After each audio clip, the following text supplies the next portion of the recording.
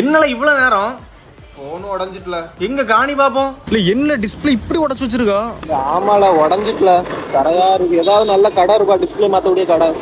டிஸ்பிளேக்கு ஆஃபர்ல வேற கொடுத்துருக்கல. டிஸ்பிளே மாத்தினா எங்க ஆஃபர்? 5 கிராமத்துல தான் AirPods, temper glass, இயர்போனு.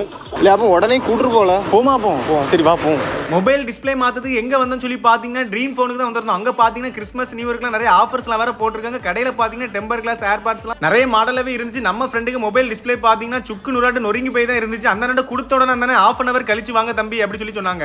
30 minutes later. half an hourல நம்ம ஃப்ரெண்டுக்கு மொபைல் டிஸ்பிளே மாத்தி கொடுத்துட்டாங்க. அது கூடவே பாத்தீங்கன்னா டெம்பர் கிளாஸ், ஏர்பாட்ஸ், ஏர்போன் எல்லாமே ஃப்ரீயாவே கொடுத்தாங்க.